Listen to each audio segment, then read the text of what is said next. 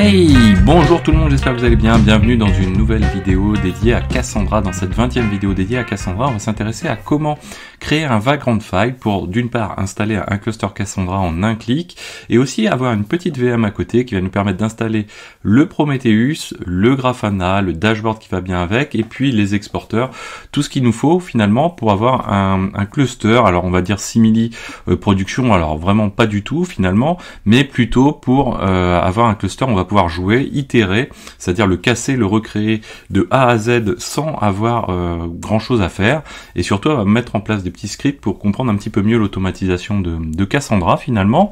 Et derrière, ça va permettre en plus d'apprendre quand vous avez des tests à faire ou quand vous avez besoin de travailler à plusieurs éventuellement dessus, vous allez pouvoir le faire. N'hésitez pas à vous abonner pour ne pas manquer les prochaines vidéos, cliquez sur rejoindre si vous voulez soutenir mon travail, soutenir la chaîne.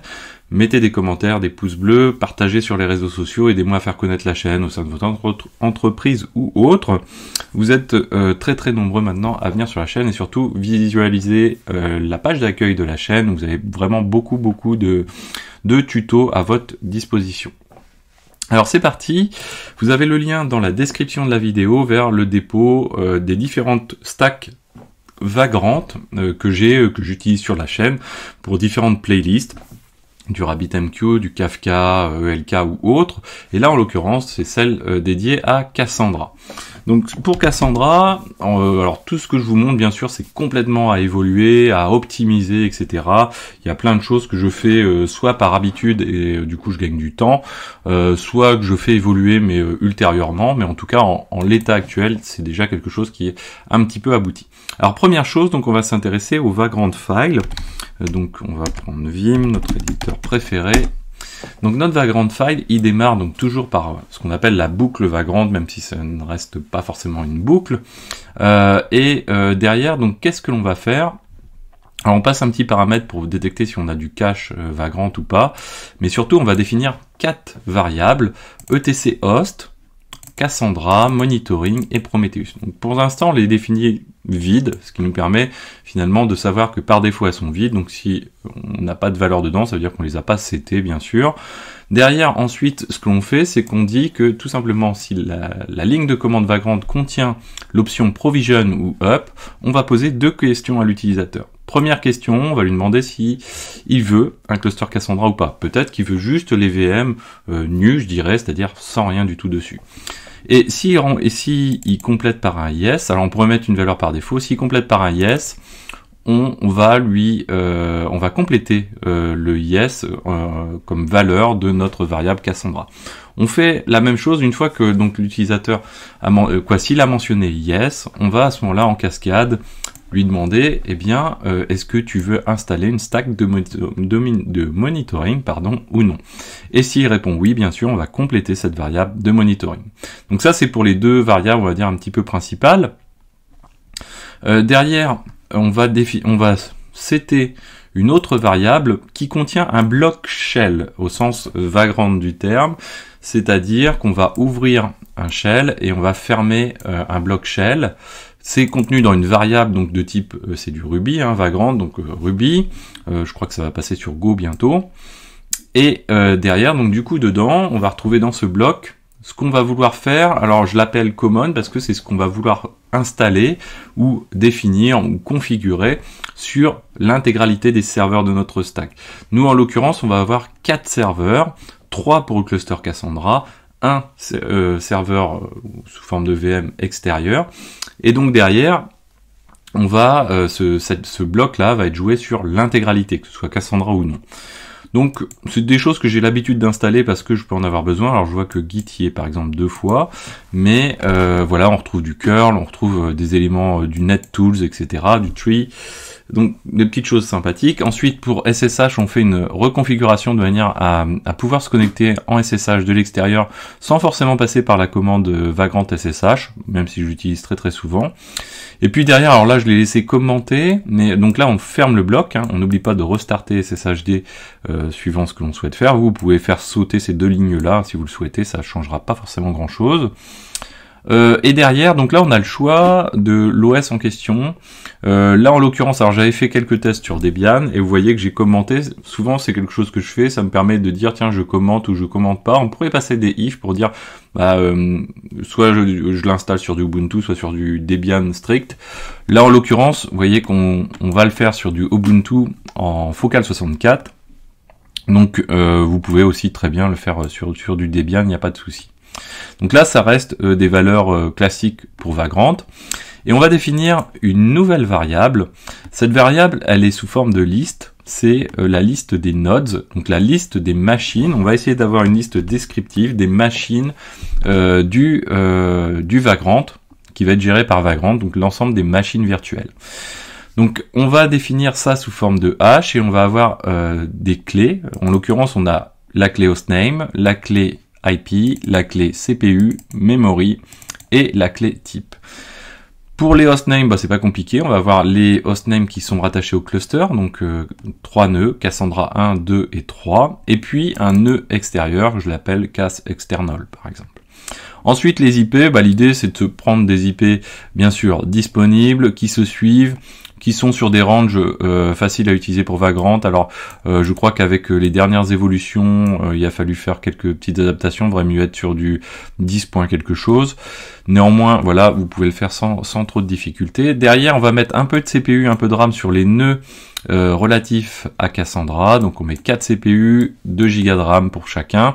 Et puis pour le dernier, bon, on met 4 et 2 CPU également. Et 2 Go de RAM, pardon. Derrière, on va typer ces nœuds. Comme ça va nous permettre de dire, ok, les 3 nœuds qui sont là, ils sont de type Cassandra et l'autre est de type external. Donc ça, c'est vraiment quelque chose que j'ai l'habitude de faire. Et derrière, donc, on va commencer à servir de cette liste de nodes pour faire une première chose, c'est rééditer le etc host de chacun des serveurs au moment de son installation. C'est-à-dire que comme on n'a pas de DNS, on va passer par un etc host qui va s'auto-définir pour que chacun des nœuds qui soit ici, on puisse le résoudre de chaque machine et taper l'IP qui correspond.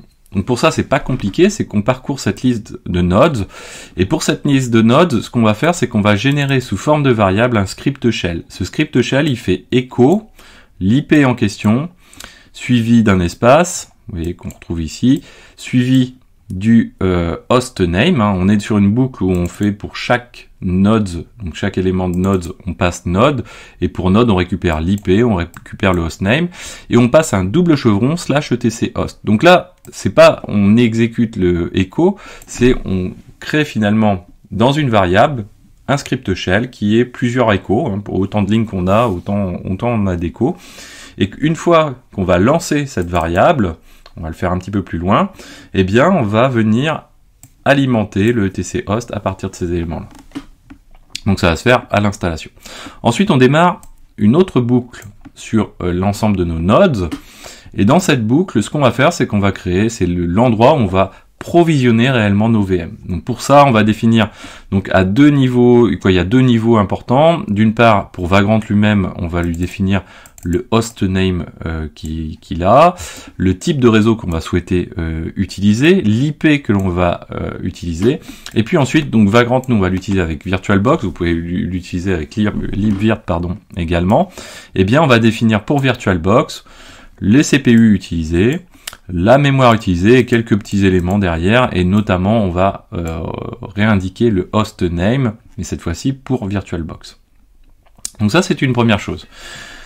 Ensuite, toujours dans cette boucle, donc pas dans la boucle, pas dans la deuxième boucle qui est celle de VirtualBox, elle se termine ici. On est dans cette boucle-ci, donc la boucle de provisioning. Dans cette boucle de provisioning, première chose que l'on fait, on va jouer la variable etc host, qui est finalement un script shell, mais en version inline, c'est-à-dire sous forme de variable. On va jouer également l'autre variable common qu'on a vu juste au-dessus avec le apt get install, etc. sous forme de shell, toujours pareil. Et puis ensuite, pour chacun des serveurs de notre cluster, ce qu'on veut, c'est avoir également node exporter. Donc pour faire ça, eh bien, on va jouer un petit script ici, vous voyez, qui s'appelle install nodeexporter.sh. Donc on va le voir juste après. Et puis, dans une autre étape, donc dans le provisioning, hein, toujours à l'affilée, bah, si on est en même temps sur un nœud qui a besoin de Cassandra, qui est typé Cassandra, et que l'utilisateur a mentionné qu'il souhaitait avoir un cluster Cassandra, et bien dans ce cas de figure-là, on va aller jouer, donc on a deux conditions imbriquées, on va venir jouer un script shell, toujours pareil, qui s'appelle install _cassandra.sh, qui se situe au même endroit que le vagrant file, et derrière on peut même lui passer des arguments. Là en l'occurrence on va lui passer un argument qui s'appelle monitoring, et qui va permettre donc de se baser sur le fait qu'on a demandé en même temps à avoir un serveur externe qui permet d'avoir un Prometheus et un Grafana, ce qui va faire qu'on va passer un petit élément supplémentaire pour pouvoir activer le monitoring, c'est-à-dire le JMX et principalement l'activation du JMX. Deuxième cas de figure, c'est le cas du nœud externe. Lui, il n'est pas dans le cluster Cassandra. Donc là, pour 3 nœuds, on va jouer cette partie-là, de toute façon, intégralement, la totalité là. Et puis, dans l'autre cas de figure, bah, on est sur le cas d'une machine externe. Donc, on n'est pas sur une machine de type Cassandra. On va être sur le cas d'une machine de type externe. Et là, du coup, qu'est-ce qu'on va faire? Bah, on va venir installer un script, grâce à un script externe, install _external sh monitoring, et on va lui passer cet argument là, et ça va permettre d'installer notamment le Docker Compose qui va avec. Et puis on a un script, alors pourquoi je l'ai mis séparé ce script là, qui va s'occuper principalement de l'installation de Prometheus et Grafana, tout simplement parce que tel qu'il est ce script, je peux l'appeler, alors on pourrait même le mettre à part dans le dépôt et avoir une sorte de répertoire de librairie, on va dire, de script shell dans notre dépôt Vagrant qui contient plusieurs stacks, mais en fait ce script là, je le réutilise pour différentes stacks, il est valable un petit peu partout. Et donc on n'oublie pas de fermer toutes ces boucles, c'est quelque chose qui est important. Donc maintenant on va s'intéresser à nos fameux scripts. Donc premier script, on a le script install node exporter. Donc là on va revenir ici, install _node exporter. Donc si on prend install _node exporter, on définit la version de node exporter. On pourrait la définir par ailleurs également. Il y a vraiment plein de choses que vous pouvez vous amuser à modifier. Ensuite, on va faire plusieurs fonctions. Ces fonctions, on a une fonction qui va s'occuper spécifiquement de l'installation de node exporter. Deuxième élément d'installation, donc là on va récupérer le tar gz, etc. ou le binaire. Et ici, on va installer ensuite dans une autre fonction le service systemd, et ensuite on va restarter node exporter. Donc là, tout simplement, on va avoir donc la création pour l'installation ici de node exporter, bah, on a notre fonction. Du coup, on va créer l'utilisateur node exporter, télécharger le binaire dans la version qui correspond, le déplacer toujours avec sa version, etc. Le mettre dans le path, et ça nous fait un premier élément. Ensuite, on va avoir systemd, on va faire un echo qu'on va rediriger. Alors il y a plusieurs manières de faire, là c'est une manière parmi tant d'autres, mais on va surtout créer ce fichier node exporter.service qui va permettre de lancer le binaire node exporter grâce à systemd, et ensuite on va restarter, on va faire un daemon reload, on va enable node exporter au cas où on redémarre les machines, et on va restart node exporter. Alors ce que je vais faire, c'est que comme ça, pendant qu'on explique, il va s'installer. On va ouvrir un autre. Alors on va pas le mettre. Voici, on va pas le mettre ici. On va faire un vagrant up. Et vous voyez que vagrant up me pose la question, est-ce que je veux un cluster? Oui, Cassandra. Est-ce que je veux du monitoring? Oui, je le veux. Là, il va s'installer pendant qu'on va voir les autres scripts également. Alors, dans les autres scripts que on a aussi, du coup, l'installation du cluster Cassandra. Donc, si je fais un vim install Cassandra ici, on va retrouver les éléments. Ce que je fais, c'est que du coup, ce script, il doit s'adapter à la machine, en tout cas l'IP où il est situé. Pour récupérer l'IP, c'est pas très compliqué dans le cas de Vagrant. Je passe un hostname-granty où on récupère l'ensemble des IP des interfaces de notre machine, et on va récupérer, nous on sait que c'est le deuxième élément, on se trompe pas en le faisant, donc on va le récupérer de cette manière-ci. Ensuite, toujours pareil, on a différentes fonctions bash qu'on va lancer. On a les prérequis, on a le nettoyage du host, l'installation de Cassandra, l'installation du cluster, et si on a le monitoring qui a été défini, donc l'argument monitoring via la variable monitoring qui a été définie à yes, on va installer le JMX exporter. Donc si on reprend les choses, première chose, du coup, on a vu qu'on récupérait l'IP. Deuxième chose, on va installer quelques prérequis. C'est quoi? Bah, c'est la désactivation du swap, le disable du THP, le swapiness également, et donc on passe à 0. Et derrière, ensuite, on va clean le host. Là, c'est indispensable dans une version de Vagrant où je suis. C'est-à-dire qu'il va nous définir dans le etc host un 127.0.2.1 qui va nous empêcher finalement d'aller d'avoir un cluster Cassandra qui va écouter sur les bonnes interfaces, etc. Donc, moi, je le nettoie directement. C'est pas toujours nécessaire hein, pour le coup. Ensuite, on a l'install réel de Cassandra. Donc là, on va venir installer le dépôt Cassandra, sa clé GPG. Et ensuite, on va faire un petit update et on va installer donc Java tout simplement. Donc là, on est avec l'OpenJDK 11 JRE headless et on installe Cassandra. Tout ça, la plupart du temps, j'essaye de mettre, alors j'en ai peut-être oublié, mais du mode quiet et de rediriger les sorties d'erreur vers la sortie standard et de tout rediriger vers dev-nul. Donc je veux aucune information, sauf si je veux débugger, à ce moment-là, je procéderai autrement. Derrière, on va installer le cluster également, donc Cassandra. On a installé donc Cassandra lui-même, mais maintenant il faut que nos 3 machines communiquent entre elles au sein d'un même cluster. Donc pour ça, on va venir éditer à plusieurs endroits le /etc cassandra.yml. Vous voyez, c'est ce qu'on fait à différents endroits. Donc première chose, on va définir le cluster, on va l'appeler Xavkey. On va dire qu'on va écouter sur l'interface que l'on a récupérée plus haut, donc l'IP en question de notre machine, l'IP externe de notre machine. Donc on va changer cet élément-là. Ensuite, on a le RPC adresse qui permet de gérer notre cluster. Et bien de la même manière, on va utiliser cette interface. Et puis ensuite, on va également mentionner, alors je sais plus, pour le fait d'écouter sur le port JMX, sur le port 7000, bien on va définir Cassandra, alors ça devrait pas être Cassandra 1, ça devrait être ici, est-ce que, ah si, ça doit être le Cassandra 1, c'est pour former, oui c'est le seed, pardon.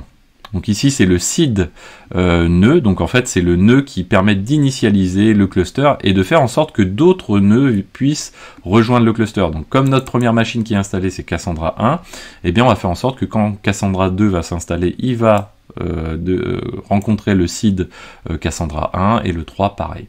Et une fois qu'on a fait ça, on peut démarrer Cassandra, donc on fait un start systemctl, start de Cassandra. On pourrait enable, je l'ai pas mis parce que c'est sur les bases de données, c'est pas toujours quelque chose d'intéressant d'avoir du enable, faut se poser des questions avant quoi. Ensuite, installe JMX Exporter. Donc là, on a une partie qui est dédiée au JMX Exporter qu'on a déjà vu précédemment. Nous, ce qu'on veut faire, c'est ne pas avoir du JMX local, mais du remote JMX. Donc on passe de yes à no, le local JMX. On désactive l'authentification. En production, bien sûr, faut plutôt activer que désactiver. Et une fois qu'on a fait ça, on restart Cassandra juste après. Une fois qu'on a fait ça, on va télécharger le jar qui est relatif au Prometheus Java Agent qui permet de collecter les métriques, comme on l'a vu lors des vidéos précédentes, des métriques JMX. Et derrière, donc on vient faire les modifications qui sont nécessaires pour ça. Donc première chose, on va venir déplacer le jar dans USR share Cassandra lib. Et deuxième chose, il nous faut configurer le JMX comme on l'a vu précédemment avec le JMX exporter.yml. C'est-à-dire que si je vais dans mon dépôt à la racine ici, je vais retrouver le JMX, la configuration du JMX exporter.yml qu'on retrouve ici, que vous pouvez d'ailleurs adapter. Donc si on continue, on se retrouve donc à avoir configuré notre JMX Exporter. On va définir encore quelques éléments, c'est-à-dire le fait de l'utiliser, et pour ça on doit redéfinir la JVM, les options de la JVM, pardon. Donc on lui passe un agent où on va lui définir l'endroit où se situe le jar en question, sur quel port on veut écouter, 70-70, et où se trouve le fichier d'exporteur, de configuration de l'exporteur.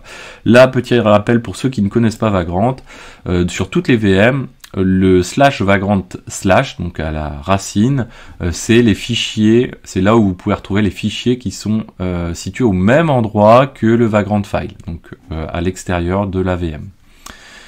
Et une fois qu'on a fait ça, du coup ça on vient le rajouter, ce JVM option, on peut en imbriquer plein derrière, dans /etc Cassandra, Cassandra-env.sh. Ensuite, on va faire un système, c'était le restart de Cassandra. Alors, vous voyez que celui-ci, finalement, ne sert pas trop, on aurait pu s'en passer, mais c'est pas très grave. Derrière, donc du coup, on joue l'ensemble, hein. Installe les prérequis, clean du host, install de Cassandra, install du cluster, et si on a répondu yes, le JMX exporter. Ensuite, une fois qu'on a vu cet élément-là, eh bien, il va falloir installer install external et install Prometheus. Donc pour install external, on va le retrouver ici. Qu'est-ce que l'on fait? On avait vu lors des vidéos précédentes l'intérêt de Bentos. Du coup, j'installe Bentos pour vraiment si on veut faire des tests, etc. D'ailleurs, vous voyez qu'ici, je crée des keyspace, etc. On va voir qu'on va jouer une installation. Donc, on installe Bentos, on installe Docker, parce que c'est très souvent utilisé. Et ce qu'on va faire, c'est qu'on va lancer Cassandra Exporter pour collecter les métriques sur cette machine-là, grâce à Docker Compose, pour gagner un petit peu de temps, plus de facilité pour le faire. On pourrait le faire aussi en mode binaire, il n'y a aucun souci. Et ensuite, on va installer quelques tools Cassandra également et la configuration du Bentos. Donc pour faire ça, on joue nos fonctions. Donc l'install du Bentos, l'install de Docker et de Docker Compose. Ça, je reviens pas trop dessus. Il y a plein de manières de faire, etc. C'est pas très compliqué. Ensuite, on va lancer un Docker Compose-F pour préciser le fichier du Docker Compose. Toujours pareil, vous voyez que je vais le chercher dans /vagrant/dockercompose.yml. Donc /vagrant/, ça veut dire qu'il est au même endroit que mon Dockerfile, c'est-à-dire que si je ressors ici, là où je suis, j'ai mon Docker Compose également qui existe. Donc je continue comme ceci, up-d en mode détache, et up bien sûr. Install Cassandra Tool, c'est quoi? C'est simplement, on va installer CQLSH, qui va nous permettre à distance de lancer des commandes CQL via notre machine extérieure sur notre cluster. Donc pour faire ça, il nous faut pip3, donc apt install python3-pip, on installe CQLSH, pip3 install CQLSH, et ensuite, donc on va pouvoir lancer des commandes directement, puisqu'on n'a pas de login et mot de passe, on verra comment on définit les logins et mots de passe. On peut lancer un CQLSH sur notre premier nœud de notre cluster, et tirer petit e, et derrière on va pouvoir lancer par exemple la création d'un premier keyspace qui s'appelle xavkey, et dans ce keyspace on va créer une première table qui s'appelle xavkey.t1, donc la table elle s'appelle T1, qui est ultra simple avec juste 2 colonnes. Et de fait du coup je propose ensuite une autre fonction qui permet de créer le fichier Bentos qu'on a vu un petit peu précédemment, en tout cas qui permet de générer dans cette table que l'on vient de créer précédemment. Vous voyez, donc on génère des valeurs aléatoires avec generate au niveau de Bentos, et en output on lui passe l'endroit où il va pouvoir rencontrer notre Cassandra, donc sur les machines Cassandra 1, 2 et 3, sur le port 9042, et il n'y a pas d'authentification. Donc on va passer une requête qui va récupérer les éléments du generate au-dessus finalement et les insérer dedans. Donc ça c'est assez pratique, je trouve assez cool. Maintenant on va s'occuper de l'install de Prometheus, donc toute la partie monitoring. Toujours pareil, on récupère l'IP comme on l'a fait tout à l'heure avec hostname-granty. Et ensuite on va jouer plusieurs fonctions. Première chose, on va installer Prometheus, on va le configurer, on va le redémarrer, on va installer Grafana, on va éditer la configuration de Grafana, on va ajouter les dashboards de Grafana et on va restart Grafana. Donc là, install de Prometheus, quelque chose d'assez simple, c'est dans les paquets de base, donc apt on update, on installe unzip wget Prometheus. Derrière ensuite on va configurer Prometheus comme on l'a dit, donc on va faire un echo toujours pareil, et là on va faire un global pour définir les valeurs par défaut de scrap, d'intervalle de scrap, etc. Les rules files on n'en a pas, et les scrap config notamment, donc on a installé Node Exporter tout à l'heure, donc on va en plus de récupérer les métriques de Cassandra, on va récupérer aussi les métriques système. Donc pour faire ça, bien c'est pas compliqué, vous voyez qu'on fait un echo ici qui se termine à cet endroit là, dans lequel on vient rediriger l'ensemble de ces éléments dans prometheus.yml. Et en plus, toujours dans ce fichier-là, ce qu'on va faire avant de l'envoyer dedans, on va faire un awk pour récupérer de notre etc host de notre machine, l'ensemble des machines qui commencent par 192.168. Donc on n'a guère que les 4 machines finalement, donc Cassandra 1, 2 et 3 plus l'external. Et ce qu'on vient faire, c'est qu'on récupère donc ces valeurs auxquelles on vient juste rajouter, vous voyez ici, 2 points 9100. Ce qui fait que du coup, comme on rajoute ça sur le bloc, la liste des targets, eh bien on va targeter le port 9100 de chacun de ces serveurs. On rajoute ça dans la configuration de Prometheus.yml et ça nous permet de récupérer les données système via Node Exporter. Ensuite, il nous reste à faire quelque chose d'un petit peu similaire pour Cassandra Exporter, sauf que là, le Cassandra Exporter, tel qu'on l'a vu précédemment, souvenez-vous, on l'a installé finalement en local sur la machine external via le Docker Compose. Puis on attaque directement le cluster Cassandra, les JMX, les métriques JMX grâce à cet exporteur. Et bien du coup, on va avoir un Cassandra exporteur qui va prendre pour target ici le port local 90-91. Et donc tout ça, on le redirige dans Prometheus.yml également. Donc là, notre conf de Prometheus est faite avec la partie Node Exporter, la partie Cassandra Exporter. On restart Prometheus autant que de besoin, donc restart, enable. Ensuite, on va installer Grafana, donc on installe le dépôt Grafana, la clé GPG qui va avec, et install de Grafana. Derrière, on va récupérer ici, vous voyez, un dashboard Grafana, donc on va même en récupérer deux fois. Hein. Le premier qui est pour Node Exporter, on va le télécharger sur Internet et on va le mettre dans varlib Grafana. Pour ajouter un dashboard au niveau de Grafana, il faut ensuite le déclarer dans un autre fichier, et c'est ce qu'on fait avec le echo qui est là. Vous voyez qu'on va créer un fichier dans /etc Grafana Provisioning Dashboard, et on vient le nommer dashboard-node-exporter.yml. Et dedans, on va déclarer qu'on a rajouté un fichier dans varlib Grafana qui se nomme Node Exporter Full JSON, donc celui qui a été rajouté juste au-dessus avec le wget. On fait pareil pour Cassandra Exporter, il y a un dashboard qui existe ici, vous voyez, qu'on va venir déposer au même endroit, et on va créer un deuxième fichier que l'on nomme dashboard-cassandra.yml qui va permettre de dire, écoute, je t'ai rajouté un fichier à cet endroit-là.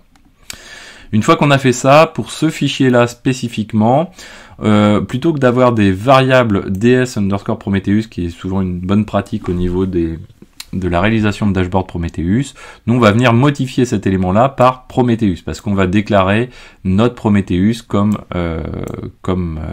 source par défaut. Donc c'est ce qu'on fait d'ailleurs juste après. Donc là on vient de faire la modification du JSON grâce à un sed, hein, et c'est ce qu'on fait juste après. On va venir éditer la configuration de Grafana pour déclarer notre source Prometheus, qui est le Prometheus qu'on a installé plus tôt. Et donc cette source, on vient la déclarer ici, on dit qu'elle se nomme elle est de type Prometheus, elle se nomme Prometheus, donc d'où le remplacement qu'on a juste ici. Et on va dire qu'on va le trouver en local sur le 2.90. Alors, on n'est pas sur du localhost, vous voyez qu'on est sur l'IP, mais c'est pas grave, on écoute également sur l'IP externe avec le Prometheus. Et ça, c'est la conf de notre, c'est également de la conf de notre Grafana dans Provisioning Data Sources. Cette fois-ci, on modifie les droits pour que ce soit utilisable et on restart Grafana également. Donc là, avec ça, on a lancé, on a vu la totalité de nos éléments. Ce qu'on va faire, donc, on va prendre un petit exemple. Donc, normalement, l'installation a dû se terminer à côté. Voilà, alors c'est pas parce que c'est rouge avec Vagrant que ça n'a pas fonctionné. Voilà, ça a dû fonctionner. Nous, ce qu'il nous faut, c'est simplement l'adresse de notre nœud externe. Comme ça, on va pouvoir vérifier l'intégralité. Donc là, on est sur le 103, l'IP 103. Hop, donc l'IP 103. Donc là, première chose, on peut aller sur le port 90-90. 90-90. Hop, on retrouve notre Prometheus. Est-ce qu'il a pu scraper? C'est ça qui est important. Donc il a pu scraper les métriques Cassandra et Node Exporter. Donc ça, c'est important. Et derrière, si on va sur le port 3000 ici, on va retrouver notre Grafana normalement. Donc on va utiliser admin par défaut. Fiche, on skip, on va à l'essentiel. Donc première chose, est-ce qu'on a notre data source Prometheus? Très bien, elle est là, elle est présente. On peut même vérifier hein, si ça se passe bien, mais voilà, il n'y a pas de souci. Et derrière, du coup, bah, si je browse, je vais regarder. Je vois que j'ai mis deux dashboards qui ont été installés. Le Node Exporter full, ici, qu'on retrouve.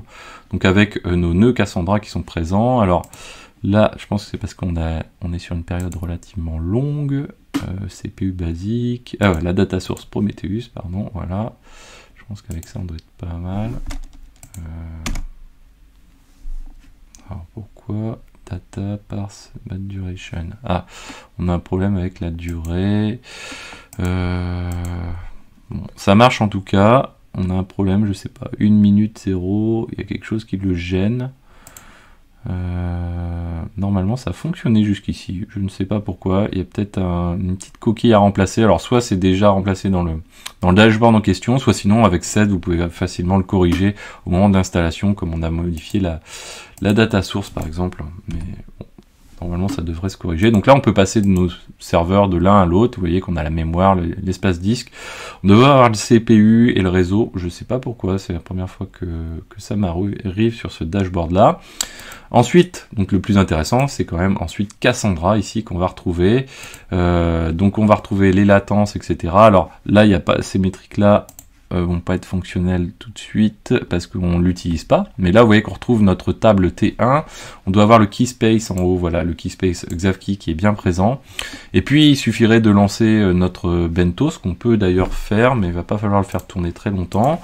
On va aller se connecter sur Cass external comme ceci. Hop, voilà. Et si je regarde, ici, j'ai quoi? J'ai ici mon script que j'ai chargé par défaut pour envoyer des données aléatoires sur notre Cassandra. Et donc si je fais un bentos que j'ai déjà installé préalablement grâce à notre vagrant file, si je lance un bentos comme ceci, il va se connecter, voyez, à notre cluster, et il est en train d'envoyer les données. Donc ça veut dire que là, si je mets un petit rafraîchissement, voilà, comme ceci, on peut le mettre les 5 secondes par exemple. Alors il ne faut pas que je le mette trop longtemps parce que ça prend pas mal de RAM, et comme je suis en même temps en train d'enregistrer, ça va pas bien se passer à tous les coups. Ça peut être délicat. Donc là, on va attendre un petit peu. On va voir le write path, voilà. Donc là, on voit qu'il est en train d'écrire, hein, vous voyez. Donc là, c'est en nombre d'opérations par seconde. Je pense qu'il y a une petite coquille dans le dashboard. En nombre d'opérations par seconde. Non, là, c'est en millisecondes, normalement. Et ici, c'est en nombre d'opérations par seconde, juste en dessous. Voilà, donc vous voyez que c'est parti. Si je l'arrête, hein, on va l'arrêter, ça va éviter de se prendre la tête. Hop, voilà. Si je l'arrête ici, bien sûr, on va voir le graphique au niveau des écritures qui va repasser à 0. On pourrait vérifier la présence sur les serveurs, mais là, on a vraiment finalement été au bout du test, puisqu'on a y compris le monitoring qui fonctionne. Derrière, ça veut tout simplement dire que, effectivement, si j'allais sur chacune des machines du cluster, je pourrais vérifier avec un CQLSH que j'ai bien les données.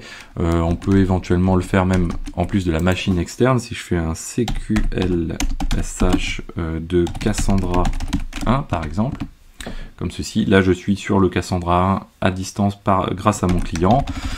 Si je fais un describe keyspace, voilà, ceci, et là on va retrouver l'ensemble des keyspace. On voit qu'on a un keyspace Xavkey. Si je fais un select étoile from Xavkey.t1 par exemple, et bien voilà nos messages qui s'enregistrent au fur et à mesure quand on avait lancé notre bentos. J'espère que cette vidéo vous a plu. N'hésitez pas à la partager, à mettre des pouces bleus, à commenter. Moi je vous dis à très bientôt sur Xavkey.